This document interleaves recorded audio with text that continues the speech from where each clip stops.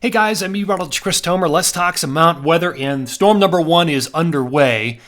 We've got snow coming down, and let me show you the live cam from Jackson Hole right now. Snow levels are about 9,000 roughly. So the bottom of the mountain's getting rain while it's snowing at the top. And I'll be honest, the wind direction with this particular storm is not optimal for big snow in the Tetons. However, wind direction is better north of there in Big Sky, Discovery, Bridgeable. Those areas will get a lot more accumulation than, say, Rendezvous Peak, for example, or even Grand Teton. Let me just take you to radar here. So this is the radar out of Twin Falls, Idaho Falls, excuse me. So here is the precip line. You can see it right in here. The whole thing has been moving into Jackson Hole, and the Tetons, which kind of run up and down this direction. Let me zoom out just a touch here and clear that off. Let me go down into Salt Lake, change radars. So this is the view out of Salt Lake, and same thing's happening here. You've got that wind coming in. There's Ogden right there. So you've kind of got the Wasatch running right in here. They're the high Uintas, so we're getting snow there. And the totals in Big and Little Cottonwood Canyon will far exceed the numbers up in, say, Jackson and the Tetons. So the bullseye with this particular storm will be Big Sky, Discovery, Bridgeable, and then down into Big and Little Cottonwood Canyon, and Bryan Head for that matter, and then in western and southwest Colorado. But you can see the radar here. All this will then slide into Colorado by tonight and into tomorrow. So that is a radar review right now. Let me show you what I'm thinking. And these are my bullet points here, and they haven't changed. Two lows. The first one's happening now. The second one's 1026 to 1028. I've got snow totals for both. Bullseyes, I just mentioned those. And strong wind is likely with the jet bringing both storm systems in. And the wind will be strong all weekend above tree line and across the ridge lines today, Sunday, and Monday. So let me just show you what the current state of affairs is right now. So this is a satellite. This is infrared at this hour. Let me just draw on a couple of things here. See if I can get this to pop up. So your storm track is kind of running like this, and then the big dip with the storm system right here. Let me just mark the lows so you can kind of see. This low is partially cut off, but will be recaptured. That'll become our second storm for next week. But here's the big pattern-changing low, which is moving in right now. And the big high, I guess I'll go back to the blue. The big high is being dislodged and moved out. So that's the magic that's happening right now. And I wrote about this on my blog this morning, christomer.com. Bullet points are there, bullseyes, talk about some of the second low, and then I went into wind gusts, an updated look at Colorado's wind gusts on some of the 14ers.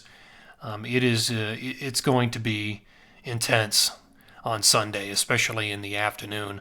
Look at Crestone Peak, Crestone Needle, the Sand Grays. They're going to be blowing 100 miles per hour, some of the gusts down there. Blowing 50, 60 across a lot of other mountain zones. It's going to be a windy Sunday. I'd avoid the high peaks. Kings Peak, Utah, the big gusts are today. That's why what we're seeing with that surge of snow coming in right now across the Wasatch and the high Uintas. And then the winds will come down on Sunday and Monday. So take a look at that. And then here are the high-res future images. I've got those loaded into my program here and in my presentation. Here's Sunday at 6 a.m. Blue as snow, and you can see it kind of on the backside by 6 a.m. Sunday through the Wasatch. But still snowing, and still some snow up in the Tetons, but not huge. And still snowing pretty good with that wraparound up there in Montana. And all of that moving into Colorado. Snow levels will probably start high at 9,000 in Colorado. So some valley rains, and then the snow levels will fall to 7,000, maybe 6,500 by Sunday during the day, afternoon. So that's Sunday at 6 a.m. Let me show you Sunday at 6 p.m. So by Sunday at 6, it's mostly snow in all mountain zones in Colorado, but the biggest numbers are going to be across the western slope and then southwest Colorado. I've upped actually some of the numbers along the Vail Pass area as well. But still some residual snow, we'll call it, in the Wasatch and up into Wyoming and Montana. But really the thrust of the storm will be moving through Colorado and east at that point. Let me just kind of show you what the GFS's interpretation is of all of this. It's always interesting to look at. So there's the current low, and I'm looking at the blues and greens for mid-atmospheric lower pressure anomalies. There's surge 1. Here is low number 2, and this is the 26th through the 28th, so all the pressures drop below the 20-year norms across the west. And there's a slight hint right here. This wasn't here yesterday. Slight hint, it may be a third, towards the 30th and 31st. Yet to be seen, just a possibility, something to watch out for. It doesn't look big. If that's the case, it actually looks like the smallest of the three by far. Here are my totals.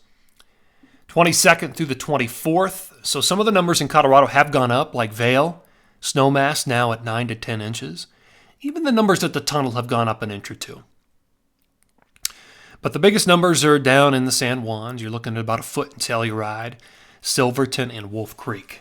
Wolf Creek could open if this delivers on Sunday, Monday. So the numbers across Jackson and the Tetons, Grand Targhee are just not that great, 4 to 6 inches. But look at Big Sky, Bridger Bowl, and Discovery. Nice bullseye right there. Good wind, good orographics, just to shorthand that. And in the Wasatch, a foot or more in Big and Little Cottonwood Canyons, and about a foot down in Bryan Head, less in Park City. Here's phase 2 for the 26th through the 28th. This is a much smaller surge. Another 4 to 6 across the Tetons, less, maybe 2, 3, 4, 5, 6 from the Wasatch into Colorado, and that's probably going to do it. Bigger numbers up in Whistler, Blackcomb, and Baker as that thing comes in. So there we go. Things are on track, and it's already happening. I showed you the radar across the Intermountain West, so good stuff. Always appreciate you tuning in here, and take care.